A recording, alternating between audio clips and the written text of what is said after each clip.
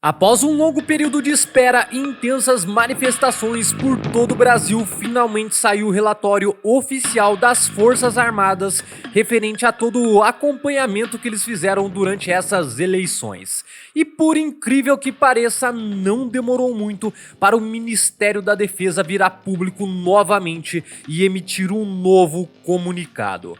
Mas o que será que eles concluíram? Será que toda essa conclusão conseguiu atender às expectativas de milhões e milhões de brasileiros? E qual seria o cenário no Brasil diante de uma suposta intervenção? Fica comigo até o final desse vídeo porque tudo isso e muito mais eu vou te explicar agora. Bom, pra começar aqui, antes que alguém venha me xingar aí nos comentários, que fique bem claro que as informações que eu vou apresentar aqui fazem parte do relatório oficial das Forças Armadas, ou seja, os especialistas são eles lá. Inclusive, para quem tiver curiosidade depois, eu vou estar deixando o link do site do Ministério da Defesa aqui na descrição. Mas beleza, no próprio site, logo quando a gente entra, já tem bem claro lá uma parte descrevendo detalhe por detalhe de como é feito todo esse processo de verificação. Primeiro eles testam a urna, depois eles vão lá e fazem o teste da biometria, daí eles filmam tudo e por aí vai.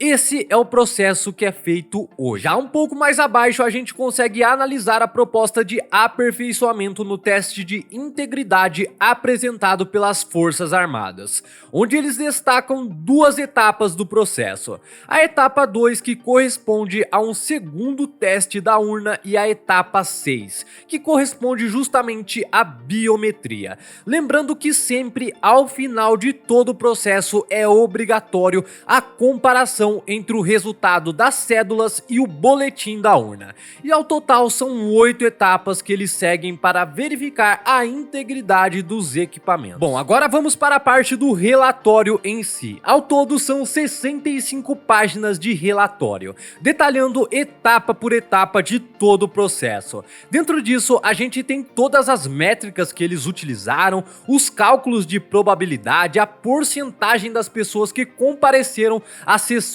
no primeiro turno, os documentos anexados confirmando que ocorreu mesmo a fiscalização do código-fonte e por aí vai. De uma forma bem geral mesmo, eles realmente confirmaram uma coisa, mas eu acredito que não é algo que a maioria das pessoas estavam imaginando. Basicamente, o Ministério da Defesa confirmou que o sistema de votação não está 100% seguro de um suposto código malicioso.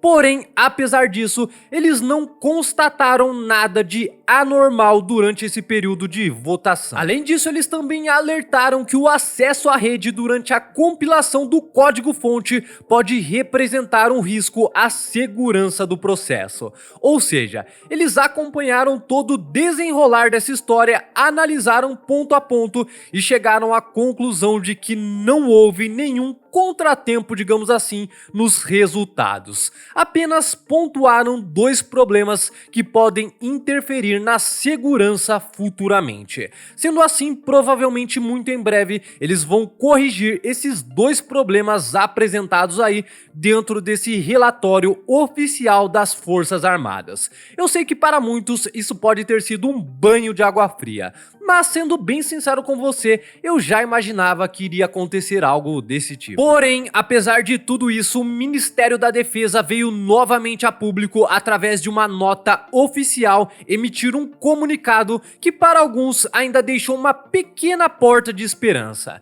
e para outros só serviu para levantar ainda mais dúvidas em relação aos procedimentos realizados. A nota é relativamente extensa, por isso eu vou estar lendo apenas alguns trechos com você aqui. Começando pelo primeiro parágrafo, que diz assim: com a finalidade de evitar distorções do conteúdo do relatório enviado ontem ao Tribunal Superior Eleitoral, o Ministério da Defesa esclarece o acurado trabalho da equipe de técnicos militares na fiscalização do sistema eletrônico de votação.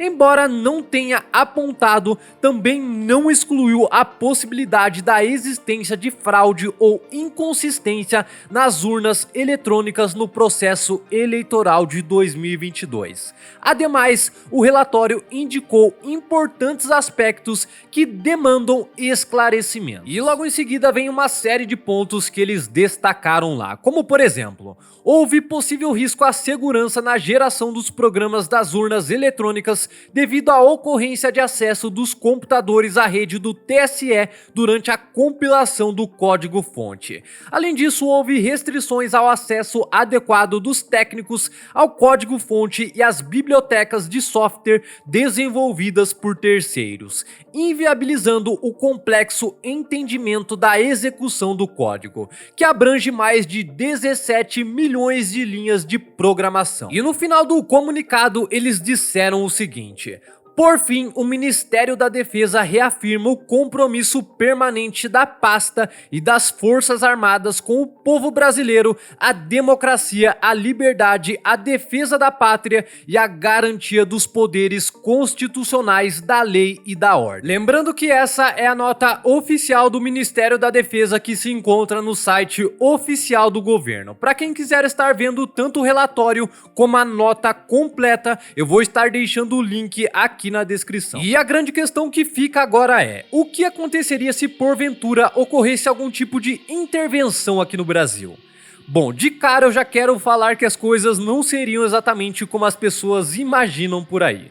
Mas antes eu queria te explicar o que realmente seria necessário para acontecer algo dessa magnitude. Segundo o artigo 142, que por sinal muitas pessoas interpretam de forma equivocada, deixa bem claro que as Forças Armadas não têm autonomia, digamos assim, para agir por conta própria nesses casos. Ou seja, eles não são uma espécie de poder supremo que interfere diretamente sempre que acontece alguma coisa suspeita envolvendo a política do país. O artigo 142 afirma o seguinte: as Forças Armadas são instituições nacionais permanentes e regulares organizadas com base na hierarquia e na disciplina, sob a autoridade suprema do Presidente da República, e destinam-se à defesa da pátria, à garantia dos poderes constitucionais e por iniciativa de qualquer destes da lei e da ordem.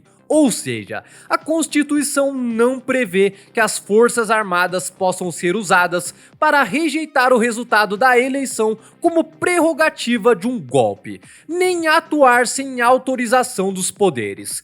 Lembrando que eu só estou lendo, ou melhor, descrevendo o que está escrito lá, ou seja, é exatamente isso aí. Sabendo disso, vamos supor aqui que porventura realmente ocorresse algum tipo de intervenção. Será que isso realmente seria bom para o Brasil?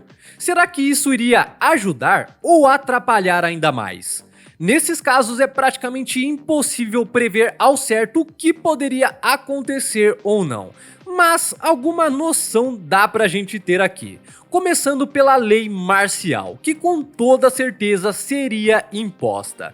Logo em seguida, várias pessoas seriam presas, incluindo aqueles que de alguma forma apresentassem resistência para aceitar o processo, sem contar o possível encerramento temporário das redes sociais a fim de prevenir qualquer tipo de reunião contra a intervenção. Porém, os problemas não acabam por aí. Creio eu que o que mais prejudicaria o Brasil novamente seriam os agentes externos. Muito provavelmente assim que os outros países percebessem que ocorreu algum tipo de intervenção aqui no Brasil, rapidamente uma série de medidas e sanções seriam impostas. Um exemplo bem claro disso é o caso da Rússia, onde o Putin decidiu tomar uma atitude lá que vai totalmente na contramão das leis e da integridade de outros países. Por esse motivo, o pessoal se juntou e decidiu aprovar um pacote de sanções contra a Rússia.